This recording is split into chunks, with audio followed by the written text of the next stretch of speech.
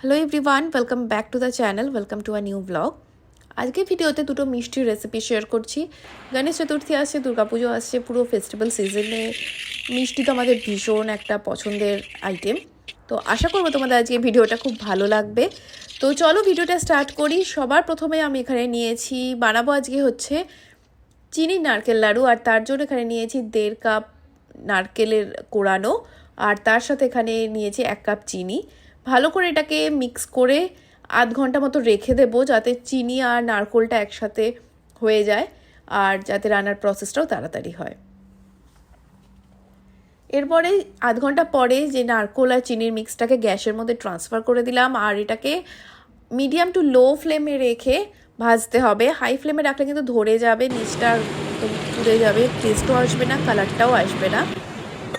এরপর কিছুটা ভাজার পরে এখানে 1/2 কাপ দুধ আর অ্যাড করে দিচ্ছি 1 টেবিল স্পুন ঘি। ঘি আর দুধটা ভালো করে অ্যাবজর্ব হওয়া অবধি এটাকে ভাজতে হবে, যাতে খুব সুন্দর একটা ফ্লেভারও আসে, কিন্তু লিকুইডনেসটা যেন কমে যায়। তারপর অ্যাড করেছি এলাচের গুঁড়ো। এখানে আমি 2টো ছোটো এলাচকে গুঁড়ো করে নিয়েছি এবং সেটা এখানে আমি অ্যাড করে দিলাম। পুরো ব্যাপারটা ভাজা হয়ে গেছে। এবার এটা খানিকক্ষণ বন্ধ করে রেখে দেবো, একদম গরমটা কমে যাওয়ার পরে, যাতে ঈষৎ উষ্ণ গরম থাকে, হাতে ধরা যায় এইরকম। তারপরে নাড়ু হয়ে যাবার পরে এই যে স্টেপটা আমি দেখাচ্ছি সেটা একদম অপশনাল, বাট এটা করলে দেখতে বেশ সুন্দর লাগে। সেটা আমি এখানে নিয়েছি হচ্ছে কোকোনাট ফ্লেক্স, বাজারে খুব ইজিলি কিনতে পাওয়া যায়।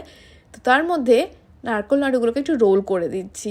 এটা দেখতে একদম স্নোফ্লেক্সের মতন লাগে, নারকেল নাড়ুগুলো সাদা হয় যেহেতু, বাট টেস্টটা কিন্তু আলাদা করে কিছু এনহ্যান্স হয় না, একই থাকে। So it's completely optional.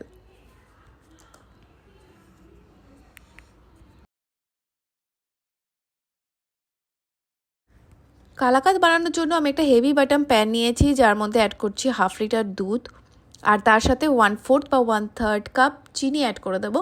যেরকম মিষ্টি পছন্দ সেই রকম।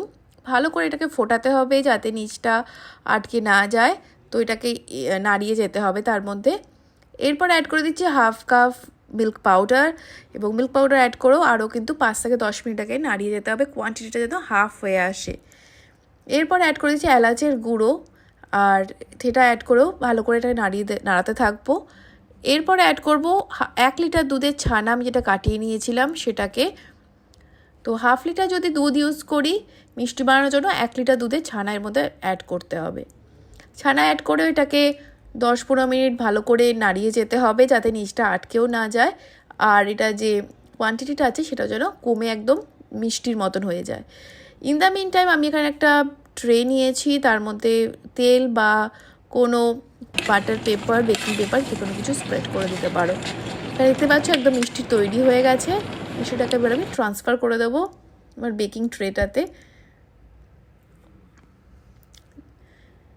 এরপরে এটাকে ভালো করে স্প্রেড করে দেবো চামচ দিয়ে, সাইডগুলোকে একদম সেট করে দেবো, যাতে একদম যখন এটা একদম তৈরি হয়ে যাবে, ঠান্ডা হয়ে যাবে এবং সেট হয়ে যাবে, একদম যেন দোকানে যে আমরা মিষ্টি কিনি সেই রকম দেখতে লাগবে। টেস্ট কিন্তু একদম অসাধারণ হয় এটার।